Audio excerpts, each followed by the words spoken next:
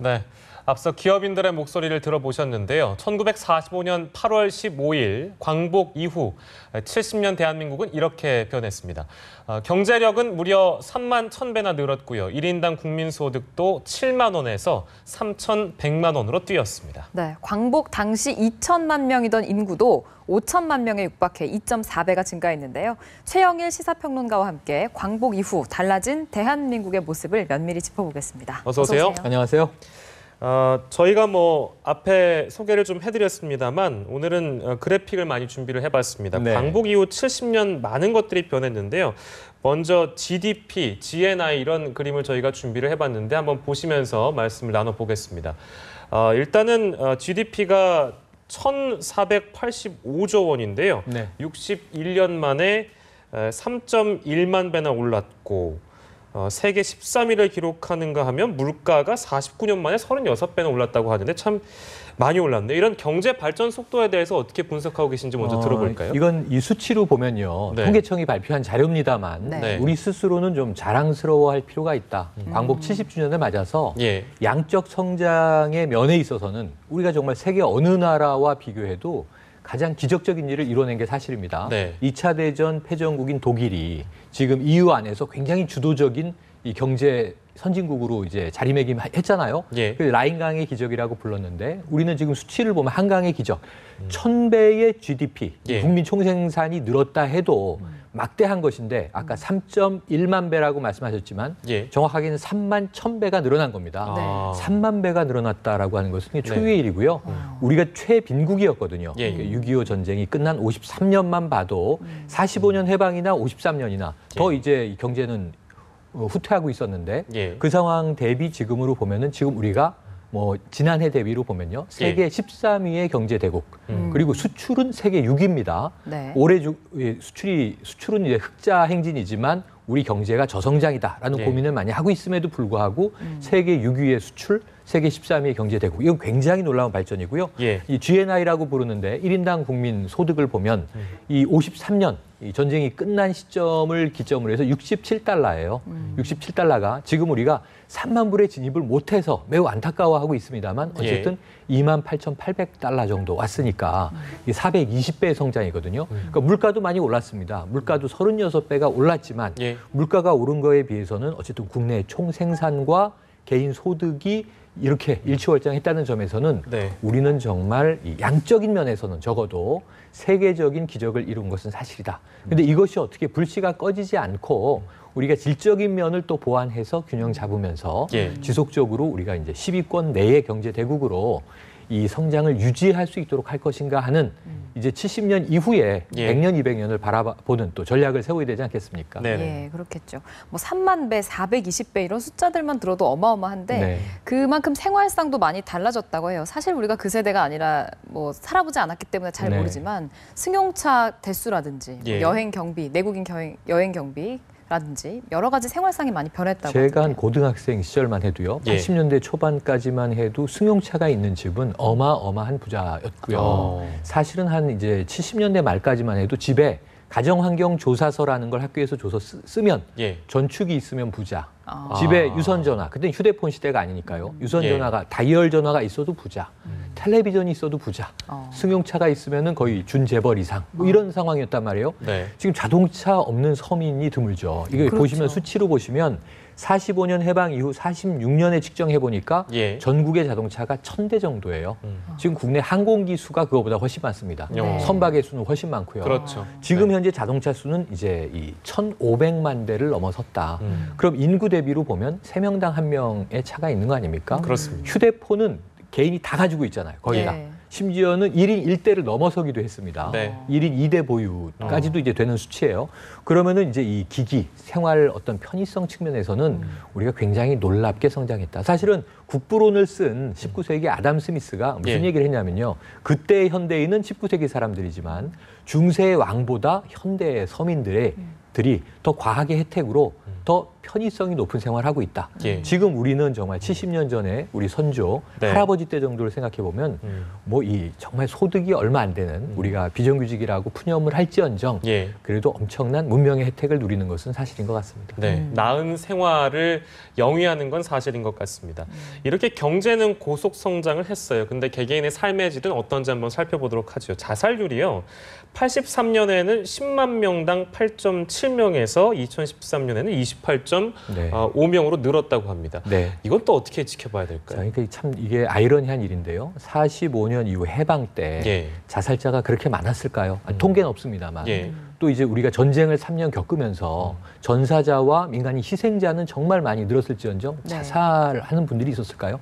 적었습니다. 예. 83년 통계가 10만 명당 8.3명이거든요. 네. 83년이니까 이게 70년 전이 아니죠. 그런데 불과 한 30년 사이에 자살자가 10만 명당 28명이 넘어섰다. 예. 그래서 세계 1위입니다. 자살률이. 예. 그럼 아까 이제 우리가 설명한 기적이라고 한 양적 성장과 너무 다른 빛과 그늘이 지금 이 대비가 되는 거죠. 예. 왜냐면 우리가 이렇게 잘 살게 됐는데 잘 먹고 잘 살게 됐고 문명 혜택을 누리는 문명 국가로 성장을 했는데 왜 더 많은 사람이 스스로 생을 포기할까? 예. 이것은 고속 성장의 이면에 우리가 이제 느끼고 있는 막대한 어떤 심리적인 스트레스, 예. 사회 심리적이고 주관적인 스트레스가 존재한다라고 하는 것이죠. 그래서 이것을 우리가 해소하고자 하는 것을 한마디에 이제 키워드로 응축한 것이 이제 복지거든요. 예. 그러니까 복지 국가로 가자.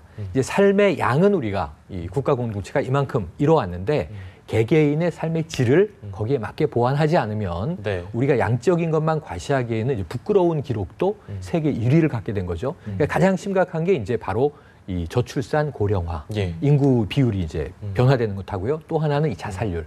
사실 청년 자살률도 높고 노인 자살률도 높아서 예. 어느 세대만 행복하고 특별히 어느 세대만 불행한 게 아니라 굉장히 양적인 풍요 속에서 우리는 고통을 겪고 있다는 측면도 바라봐야 할 것 같습니다. 네, 질적 성장에 대한 부분을 짚어주셨는데요. 빈부격차를 좀 저희가 살펴보면 빈부격차는 또 2배나 늘어났다고 합니다. 네. 경제는 앞서 우리가 설명을 한 것처럼 눈부시게 성장을 했는데 양극화, 이 경제적 빈부격차 어떻게 또 봐야 될까요? 그러니까 조금 전에 이제 스트레스라고 좀 추상적인 표현을 썼습니다만 왜 어디에서 스트레스 받는 것이냐? 우리가 절대 빈곤선을 넘어간 국가는 확실합니다. 예. 이제 먹지 못해서 뭐 아사하거나 이런 경우는 아주 특수한 경우에 있긴 있습니다. 네. 우리가 송파 세모녀라든가 여러 가지 사안을 보죠. 예. 이것은 이 정말 복지 사각지대에서 우리 사회가 구제해야 될 대상이지만 전체 다수 인구를 놓고 보면 절대 빈곤선은 넘어가고 있는 게 사실이에요. 예. 문제는 상대적 빈곤, 상대적 박탈의 문제인데 예. 이게 양극화 문제죠. 내가 먹고 살만 해도 불행해.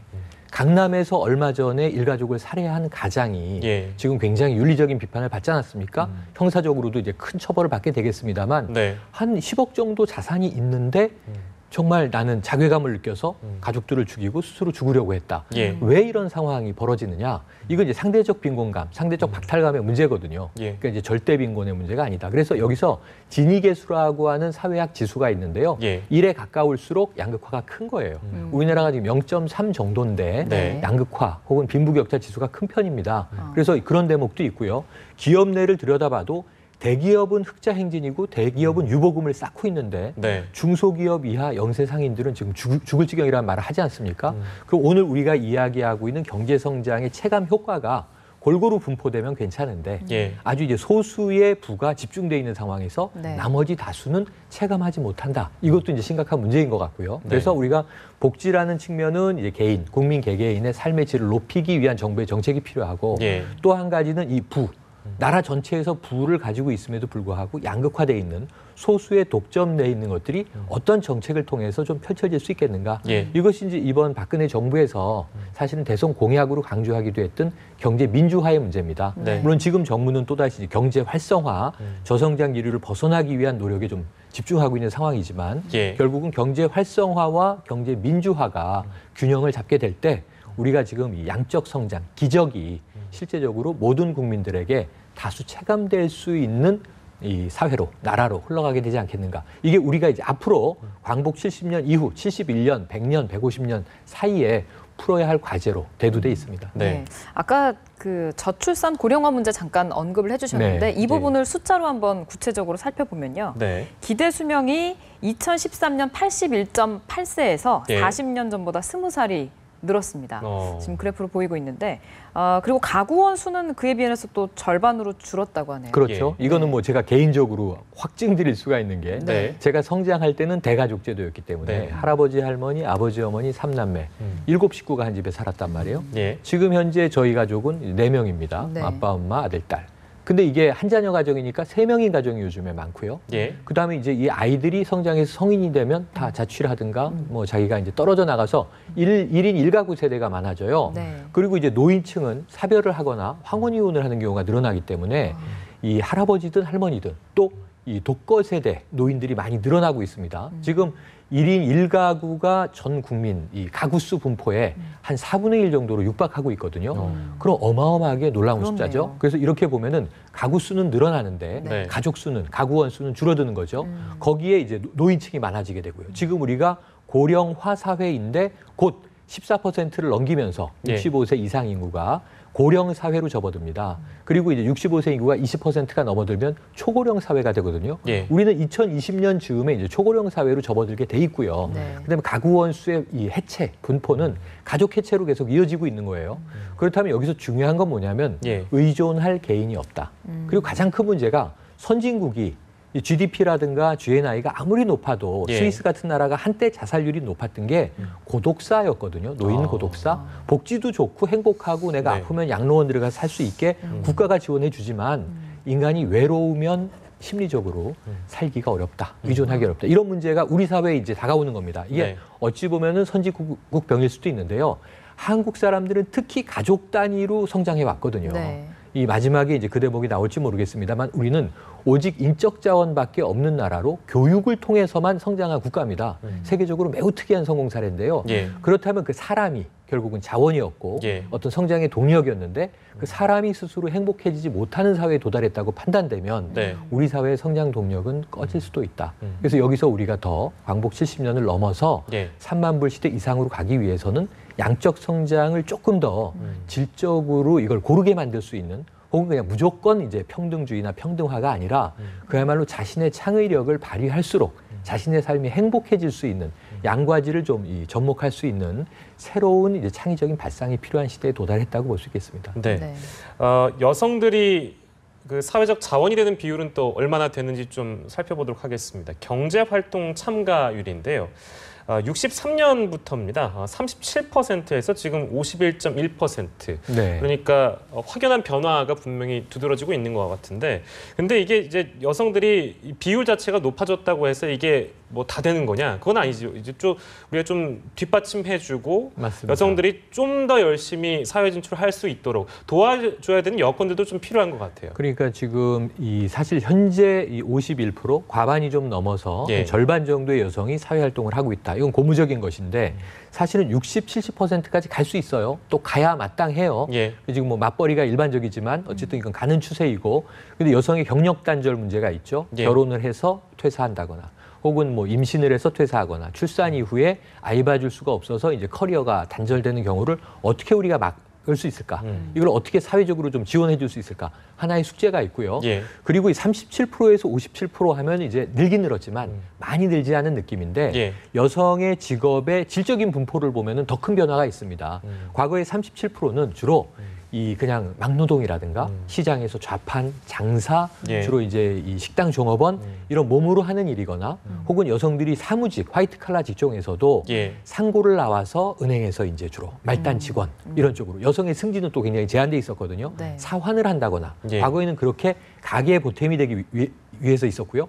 농촌 지역에서 많은 또 젊은 여성들이 도시화에 따라서 대도시로 상경해서는 식모라고 우리가 그때 부르던 가정부 역할이라든가 이런 일들을 많이 했단 말이에요. 예. 지금은 여성들도 굉장히 교육을 기반으로 해서 이 높은 자리 또는 이제 임원의 자리까지도 올라가고 예. 고급 직종으로 일하는 분포들이 늘어나고 있어요. 이건 매우 좋은 질적 변화입니다. 예. 근데 문제는 여성의 사회 참여를 앞으로 더 끌어올리고 여성들이 자신의 재능을 더 발휘할 수 있도록 해주고 예. 지금 또 아까 진위계수 말씀드렸지만 남녀 양성평등은 표면적으로는 많이 이제 양성평등이 이루어진 것 같지만 네. 조직 내에서는 우리가 유리벽 효과라고 해서 여성의 승진이 제한된다든가 하는 문제들이 있거든요. 네. 이런 문제들에 대해서는 앞으로도 우리 사회가 해결 과제를 많이 가지고 있고요. 네. 네. 여성의 사회 참여율은 더 늘어나게 될 것이고 늘어나는 것이 마땅하다. 문제는 그 안에서 여성들이 가정에서 많은 가사 부분, 육아 부분을 끌어안고 있으므로 고통받고 있는 부분들을 어떻게 해소해 줄 것인가. 남성의 육아휴직이 늘어나고 있는 건 사실이에요. 근데 이 문제는 가정 내에서 남녀가 성 역할을 더 평등하게 가야 되는 부분도 있지만 훨씬 중요한 것은 이제 국가와 정부의 역할이 더 크다고 하는 것을 우리가 좀 계속 이제 환기시켜야 될 것 같습니다. 네.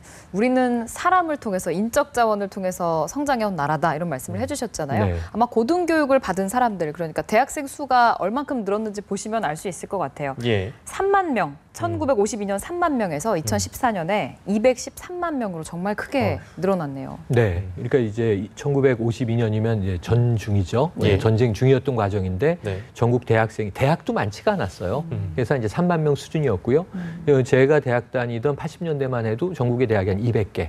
지금은 대학이 한 600개 육박합니다. 대학이 많아져서 이제 입학 수요가 늘어났으니까 학생도 늘어날 텐데 그럼에도 불구하고 한 20년 전에 대학 진학률이 전체의 코호트 동기 대비로 보면 20에서 30%가 대학 진학을 하고 7, 80%가 사회에 나오던 시절에 비하면 지금은 거의 그 역전이 됐거든요. 78% 내외 한 80% 가까이가 대학을 갑니다. 어쨌든. 그러니까 지금 이제 이 200만 명이 넘는 대학생이 존재하는데 문제는 그 교육의 열도 문제지만 교육의 수준, 교육의 질도 문제예요. 지금 문제는 고학력 실업자를 양산하는 구조가 돼 있잖아요.